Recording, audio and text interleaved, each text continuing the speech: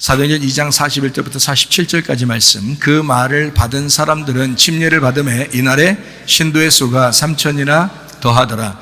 그들이 사도의 가르침을 받아 서로 교제하고 떡을 떼며 오로지 기도하기를 힘쓰니라.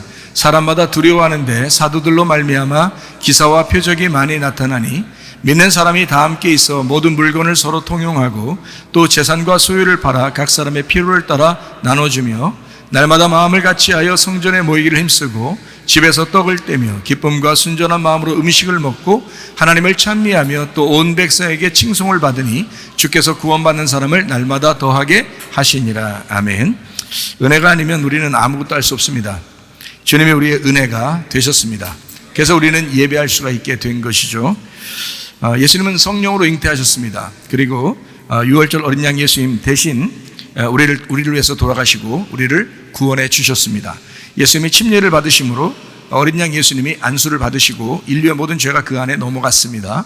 그리고 예수님은 이제 침례 받으시고 물에서 올라오실 때 성령이 비둘기같이 임하셨다, 이렇게 말씀을 합니다. 그리고 광야에 이제 세 가지 시험을 통해서 시험을 이기시고 선악과의 모든 죄의 문제를 해결하셨습니다. 육신의 죄, 안목의 죄, 이생의 자랑이라는 그런 모든 죄를 다 이제 해결하셨습니다. 그리고 이제 3년 반 동안 아버지의 하나님의 일을, 천국의 복음을 증거하시다가 이제 3년 반이 다 끝나고 난 다음에 십자가 못 박혀 돌아가시면서 우리의 모든 사망도 다 끝내셨습니다. 그래서 우리의 모든 빚은 이제 더 이상 마귀에게 진 것이 없고 우리는 죽음까지도 우리가 더 이상 죽을 필요가 없게 되었습니다. 이것이 이제 예수님이 우리를 위해서 하신 행동들이었어요. 그래서 이것을 마음에 받아들이고 입으로 고백하게 되면 구원을 받는다. 그것도 누구나 구원을 받는다. 이렇게 성경은 우리에게 말씀하고 있습니다. 그래서 이것을 뭐라고 하냐, 구원받는 것을 회개한다, 다른 말로 은혜 받는다, 다른 말로 말하면 거듭났다, 이렇게 말씀합니다. 그래서 물과 성령으로 너희가 거듭나야 된다라는 말을 우리 성경에서는 이제 가르치고 있습니다.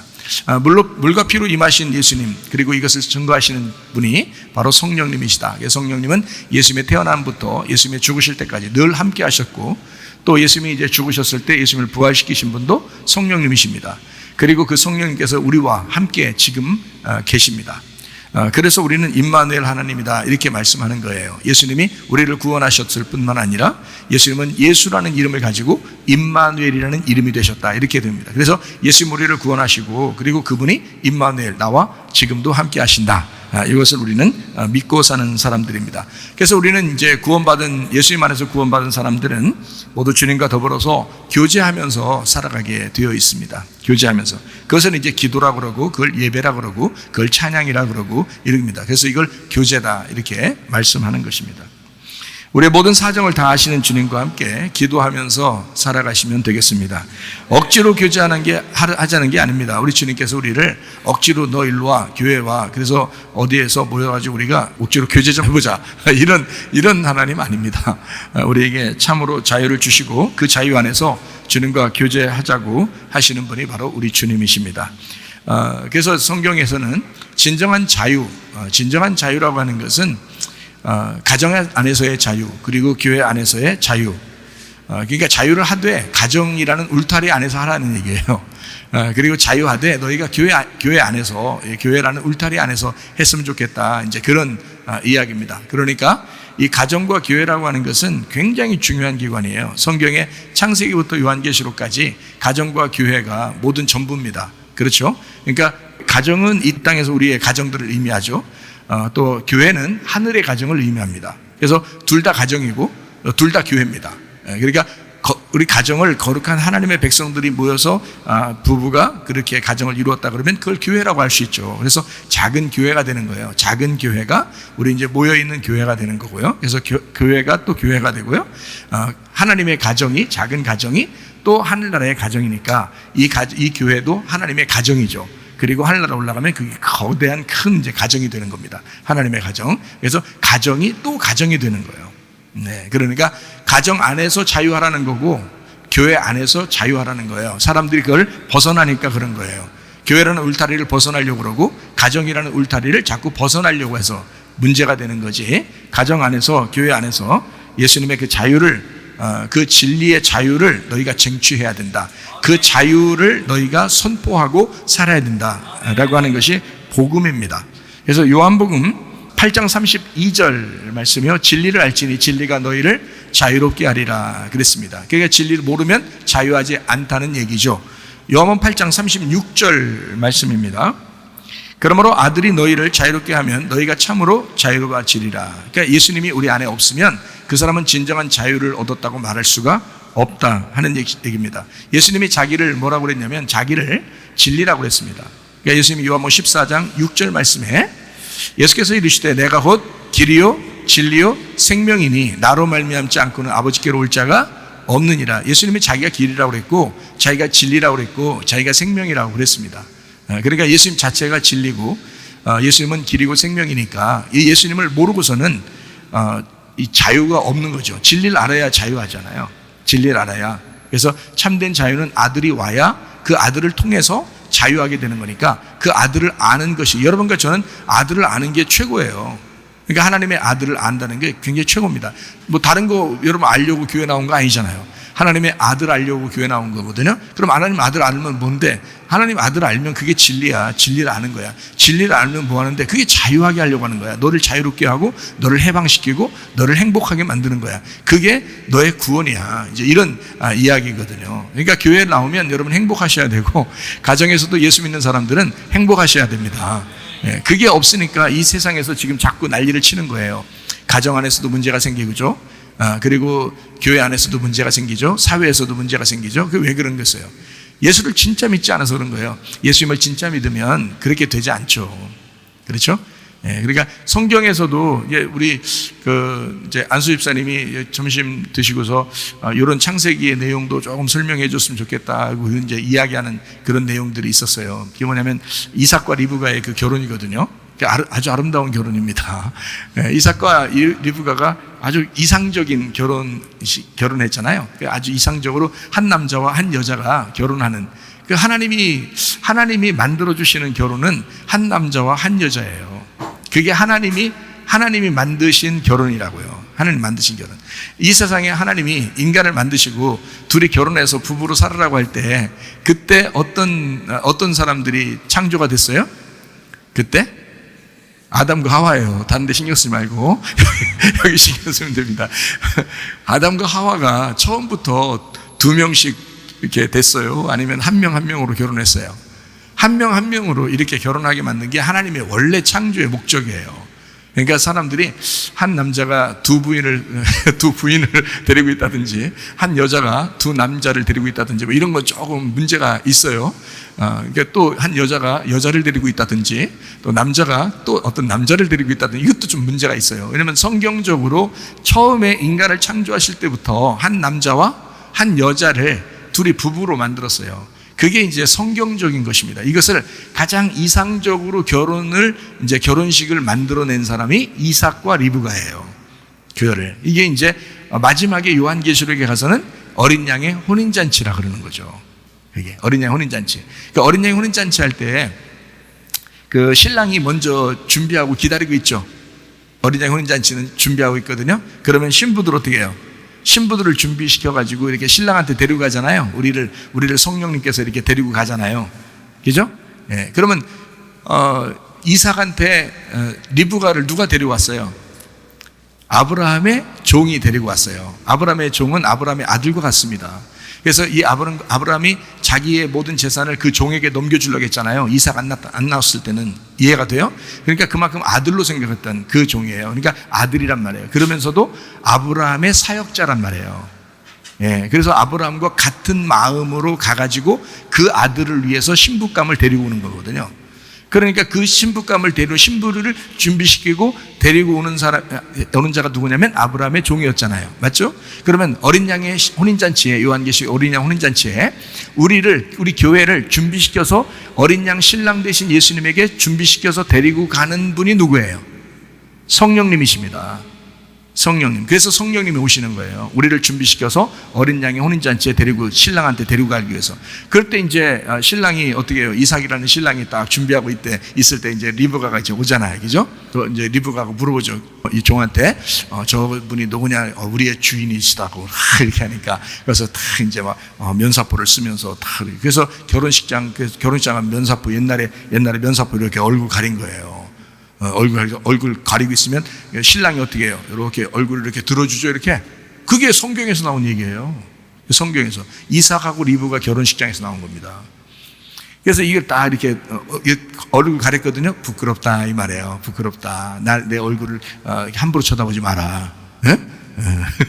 그래서 딱 이렇게 가리고 있으니까 신랑한테 데리고 가니까요. 그 신랑이 이걸 다 걷어주고요. 그리고 그 어머니의 천막에 데리고 들어갑니다. 어머니가 이제 돌아가셨으니까 어머니의 천막으로 이삭이 자기 어머니의 천막으로 데리고 여자를 데리고 가서 거기서 동침하는 것이 결혼식이었어요. 예, 그 어머니의 천막이 어디예요 지금? 네, 그렇습니다. 교회예요. 교회가 어머니의 천막이에요. 여기로 여러분을 그 성령님께서 인도하신 거예요. 여러분이 원하지 않아도 원하던 성령님께서 여러분을 여기로 인도하신 겁니다. 인도하셔서 여기서 어떻게 해요? 준비를 시키는 거예요. 여기서 동침하는 거예요. 말씀으로 동침을 해서 예수님이 결혼하자고 하는 것이거든요. 여기서 여러분 그 면사포를 이렇게 벗겨주시고요. 다시 말하면 진리로 이렇게 진리 가운데 감추어진 걸 자꾸 벗겨주는 거예요. 벗겨줘가지고 말씀을 자꾸 벗겨줘서 여러분을 신랑 되신 예수님이 이제 신부감으로 이제 마련하는 거죠. 여기서. 예, 그럼 여러분 속에 이제 다시 이제 잉태하는 아들을 잉태하는 축복을 갖게 되는 거예요. 그게 그 아들이 예수님이란 말이에요. 예. 그러니까 우리는 신랑 대신 예수님 만나서 와가지고 예수님을 잉태하는 거예요. 또 예수님을 출산하는 거고요. 다 뭘로 돼 있어요? 그러니까 예수님이 말씀으로 돼 있어요. 그래서 말씀이신 예수님을 만나 말씀이신 예수님을 잉태하고 출산하는 것이 우리가 할 일이란 말이에요. 여기서 주님 나라 갈 때까지 하는 일. 그게 교회에서 하는 일이에요. 그러니까 한 남자와 한 여자를 만나는 것이 하나님의 축복이고 이것은 하나님의 계획이었다. 이것을 깨뜨리려고 하는 자들이 있다. 이게 지금 세상입니다. 이것이 지금 세상이에요. 소돔과 고모라가 왜 멸망하겠어요? 동성애가 있으니까 그래요. 네. 그리고 성이 난잡하니까, 음란하니까. 그러니까 롯이라고 하는 사람은 어떻게 해요? 롯이라는 사람은 그 소돔과 고모라를 보면서 슬퍼했다 그랬어요. 괴로워했다 그랬어요. 마음이 찢어졌다 그랬어요. 그 사람을 하나님이 구원하신 겁니다. 롯이라는 한 사람만 구원했어요. 나머지를 구원할 수가 없어요. 다 소돔과 고모라 같아가지고 다 속아 넘어가가지고서. 예. 그래서 성이 문란해지고 음란해졌으니까, 그러니까 그 문화에 막 젖어들어 있는 모든 사람을 싹 다 멸망시키고, 그리고 뒤를 돌아봐 세상을 그리워했던 그 여자까지도, 그 부인까지도 싹 다 소금 기둥돼서 다 멸망시켜버리고 롯 하나 데리고 나오는 거예요. 롯. 그에게 속한 딸만 2명 데리고 나오고 같이요. 롯이 슬퍼했다 그랬어요. 여러분 지금 시대에 여러분 슬픈 일들이 한두 가지입니까? 지금 세상의 문화 때문에 얼마나 어렵습니까? 하나님께서 얼마나 괴로워하시겠어요? 성이 난잡해진단 말이에요. 뭐 성해방이다, 성자유다 이러면서 성이 난잡해지는 그런 시대에 우리가 살아가고 있어요. 그러다 보니까 너무 소돔과 고모라 같단 말이에요. 로마가 멸망할 때 그랬죠. 소돔과 고모라가 멸망할 때 그랬죠. 노아 홍수 때 멸망할 때 그랬죠. 다 성문란이에요. 지금 시대가 얼마나입니까? 얼마나 난잡한지 몰라요, 여러분. 예. 그래서 한 남자와 한 여자가 결혼한다고 하는 이것을 자꾸 무너뜨리려고 하는 집단들이 있다고요, 지금. 기독교를 위협하고 있습니다. 그때 우리 기독교가 분연히 일어나야 됩니다. 그래서 이것을 위해서라도 여러분과 제가 반드시 믿음으로 영적 무장을 하셔야 돼요. 그리고 이 시대의 젊은이들이 막 깨어 일어나야 됩니다, 영적으로. 그렇지 않으면 이 세상에 막 휩쓸려 내려가요. 큰일 납니다. 이삭과 리브가의 결혼은 한 남자와 한 여자의 결혼, 하나님의 아름다운 결혼을 통해서 하나님의 아들이 우리의 속에 잉태해야 되겠다라고 하는 하나님의 약속, 어린 양의 혼인잔치를 보여주는 놀라운 이야기입니다. 참 감사한 얘기죠. 네. 자, 이제 사도행전 2장의 초대교회 생활도 제가 옛날에 율법적으로 생각했던 그런 해석이 아니라 이제 은혜로 해석할 수 있는 그런 마음이 제가 생겼습니다. 율법적인 공동체가 아니라 자유 안에서, 그 교회 공동체, 자유 안에서 자유를 줬지만 그 안에서의 공동체 생활, 이것을 제가 생각하게 됐습니다. 하나님은 우리를 어떠한 방법으로라도 억압하지 아니하시는 하나님이시다라고 하는 것을 제가 깨닫습니다. 자유를 주었지만 그 자유로 육체의 삶을 살지 않는 사람이 되었다. 제가 은혜 받고 난 다음에 가장 이제 도드라지게 나타난 것이 이제 죄를 짓고 싶지 않다는 그런 마음, 그리고 욕심이 사라진다는 마음, 그리고 막 화가 났었는데 화가 안 난다는 거. 화가 너무 많이 났었거든요. 옛날에는 욕심도 많죠. 막 화가 막 많이 나죠. 그랬었는데 이것이 사라지더라 이 말이에요. 특징적으로 그 두 가지가 사라지더라. 화가 안 나더라 잘. 그렇다고 목사님 화 나나 안 나나 한번 찔러보자. 계속 와서 찔러보고 그러지 마세요. 간지러워. 그래 화 안 나려고 하더라 이 말이에요. 그리고 욕심이 잘 안 생기려고 하더라. 그리고 음란하라는 이런 죄 같은 것도 이런 거 막 더럽게 여겨지고 좀 안 하게 되고 이렇게 막 그 기분 나쁘게 생각되고 이렇게 막 그 이 세상의 그 더러운 죄악들이 좀 더럽게 여겨지더라는 거죠. 예, 그것이요. 그리고 이제 거룩하고 깨끗하고 이렇게 정결하게 살고 싶더라. 그 거룩하게 말씀으로 살고 싶더라. 예, 그런 마음들이 이렇게 생기는 거. 육체의 삶을 살지 않고 나에게 자유를 분명히 줬지만 우리 주님은 나를 은혜를 베풀고 자유를 줬지만 그러나 그 자유로 내가 육체의 삶을 살지 않게 되었다. 갈라디아서 5장 1절 말씀입니다. 그리스도께서 우리를 자유롭게 하려고 자유를 주셨으니 그러므로 굳건하게 서서 다시는 종의 멍에를 매지 마라. 다른 말로 말하면 율법의 어떠한 율법도 다시 만들지 마라 그 말입니다. 어떠한 규칙, 사람들이 만들어내는 그런 규칙 같은 거 있잖아요. 뭐 성탄절이면 성탄절이다. 사람들이 뭐 모여야 된다. 밤에 모여야 된다. 놀아야 된다. 뭐 해야 된다. 뭐 이런 날을 뭐 지켜야 된다. 뭐 이러는 거. 또 안식일이면 안식일 뭐 이런 걸 꼭 지키지 않으면 뭐 너희들은 뭐 믿음의 사람들이 아니다. 뭐 이런 얘기들. 뭐 이런 것들은 사람들이 자꾸 만들어내는 거란 말이에요. 성경에 나와 있는 모든 것들을 주님이 다 이루셨어요. 우리에게 자유를 선포했다고요. 너 자유롭게 해. 근데 그 자유를 내 마음대로 쓰고 싶지가 않은 거야. 예수님을 진짜 믿은 사람들은 성탄절 날만이 아니고 그날만 예수님의 태어나심을 생각하는 게 아니라 평상시에도 예수님의 태어남을 생각하고 싶은 거예요. 안식일 날이라는 토요일 날 예수 하나님 앞에 예배 드린다고 하는 그런 마음에서 벗어나서 그걸 초월해서 평일 날에도 월, 화, 수, 목, 금, 토, 일 언제나 하나님 앞에 예배할 자세가 되어 있다는 거예요. 자유를 주었는데 그 자유로 내 것으로 쓰지 않고 헛되게 쓰지 않고 오직 하나님에게 내가 온전히 매이는 그 기쁨으로 매이는 사랑의 줄로 매이는 사람이 되었다. 율법적으로 하지 않는다. 지금은 세상 사람들이 세상의 문화를 갖다 성경의 문화 말고 반대로 문화를 만들기 위해서 무슨 무슨 빼빼로니 또 무슨 날이니 가래떡이니 하여튼 절기 같은 걸 또 많이 만들어요. 또 할로윈이니 이런 이상한 것들을 자꾸 만들어요. 그 만들면서 그것도 하나의 규칙, 그것을 안 하면 좀 이상한 사람처럼 그거를 같이 지켜야 된다는 그런 식으로 휩쓸려 다닙니다. 사람들이 많이 모이니까 젊은 애들이 더 많이 모이고 더 많이 모이니까 문제들이 생기고 그러는 거예요. 이것들이 다 뭐냐면 성경을 반대하고 싶은 사람들이 성경의 반대적인 문화를 만들어내는 겁니다.